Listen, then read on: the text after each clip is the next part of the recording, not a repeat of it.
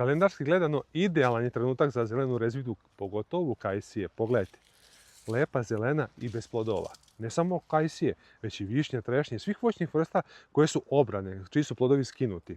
Zašto mi nećemo rezati i raditi zelenu rezidbu kod kajsije i u kojim eventualno uslovima preporučujemo da se ta zelena rezidba ipak uradi? Pogledajte u videu koji slijedi. Kada je najbolji trenutak za rezanje voća? Pa najbolji trenutak za rezanje voća je kad je voće u zelenoj fazi, kad su obrani svi plodovi, kad je vegetacija tu, pogotovo kajsija. Ovo je idealan trenutak da se kajsija oreže. Možemo rezati kajsiju, znači imamo kajsiju, orah ne diramo, orasi su tu, trešnja, apsolutno možemo rezati trešnju zelenom rezidbom, šljiva, naravno, šljivu možemo da orezujemo i također možemo da režemo i višnju. To su voćne kulture i voćne vrste koje možemo da orezujemo i koje bi trebalo rezati. Ali imamo jednu situaciju. Sada smo u periodu početak avgusta, je prva nedjelja avgusta i idealan je trenutak kalendarski da orežemo kajsije. Ali moja preporuka je da možete da rezervate samo kajsiju koja ima sistem kap po kap, koja se navodnjava i koja se zaliva.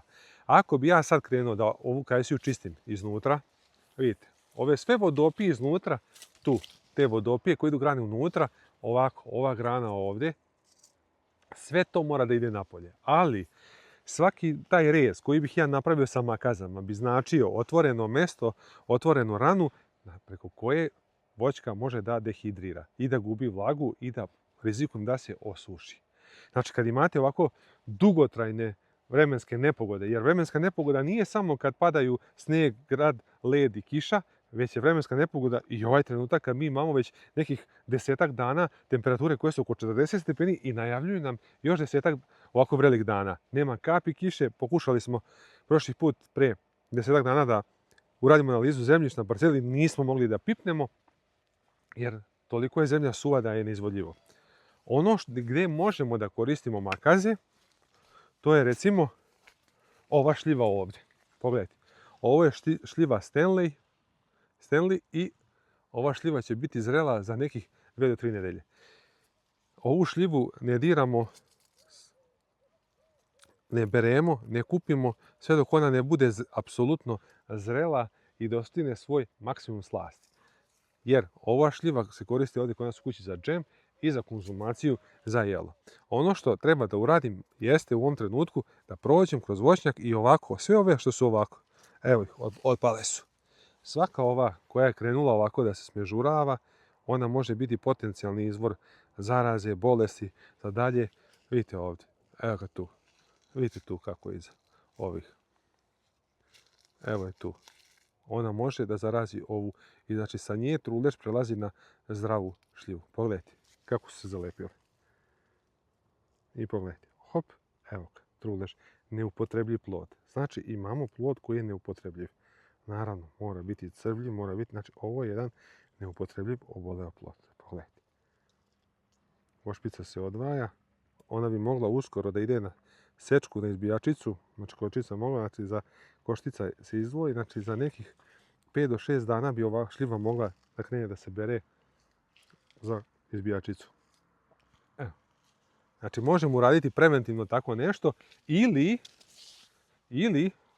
ova grana ovdje, ova vodopija u sredini koja nam crpi snagu i energiju. Hop. Hop. Izvadimo. Očistimo sredinu. Ovdje imamo sistem za navodnjavanje, sistem kap po kap. Evo vidite ovdje je vlažno.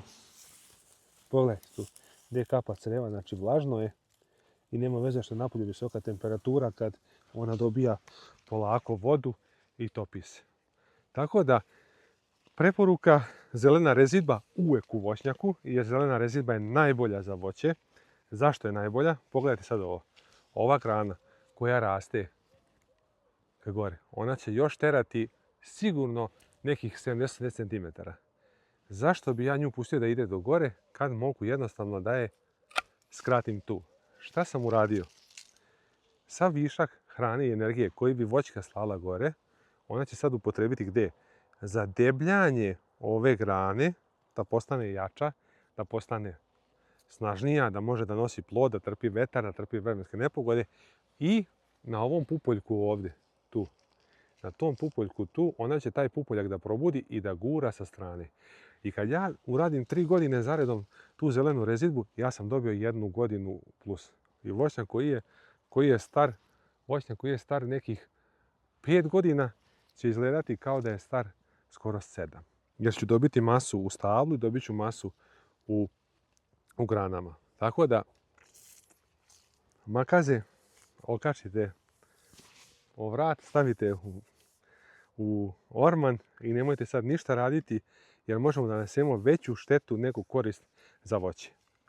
Jednostavno, vremenske prilike su takve da te temperature 40 i plus nisu normalne, nisu nešto što je zapamćeno na našem terenu ovdje da mi imamo tako dugotrajan sušni period i tako visok indeks zračenja.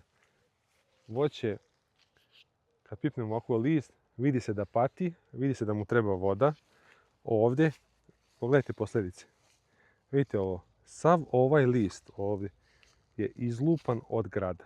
Znači imala je grad koji je u 2 navrata izlupao joj plod, izlupao joj list, isekao lišće i sad imamo još taj trenutak gdje ćemo imati nekih 20 skoro dana sa temperaturama preko 35 u nizu bez kapi kiše.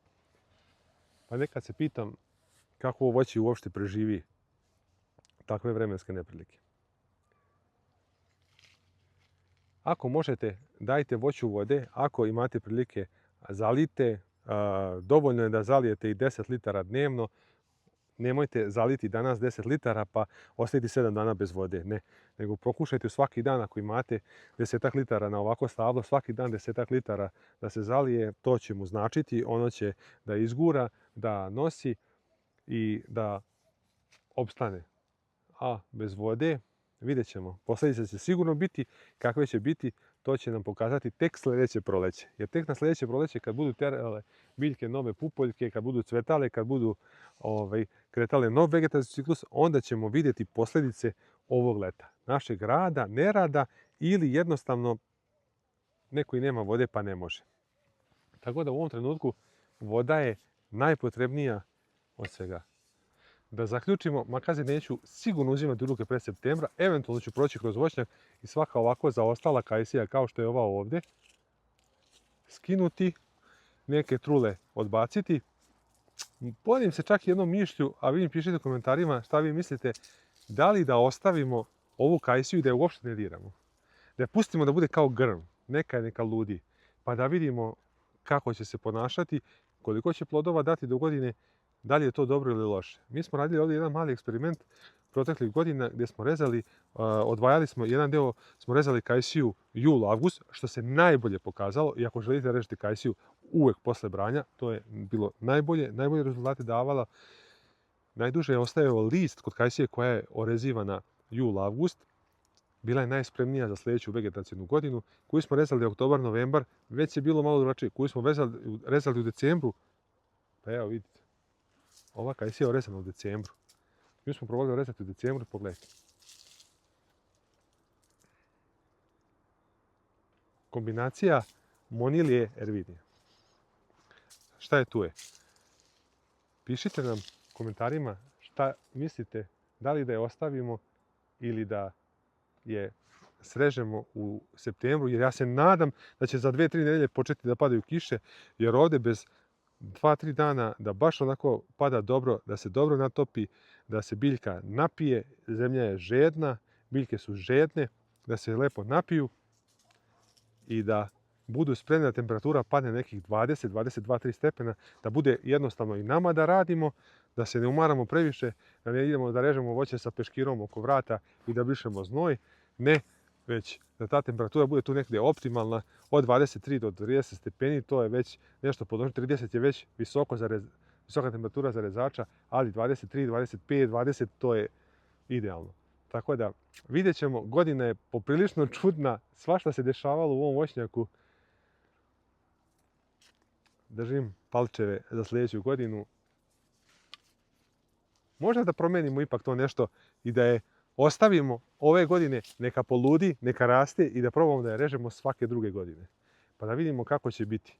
Jer nekad se desi da ne možete da nađete rezača, nemate dovoljno ljudi da uradite posao na vrijeme, radite ga, kasnite, možete da dovedete do problema kao što smo mi imali ovdje. Ono što je rezano u novembru, decembru, razbolelo se, ne sve, ali pojedina stabla bila su slabija, bila su loša, nisu bila spremna kako treba. Da li nekad je bolje pustiti, ne orezati, nego rezati kad ne treba. Vidimo se u nekom novom projektu jer makaze neće raditi narednih mjesec dana.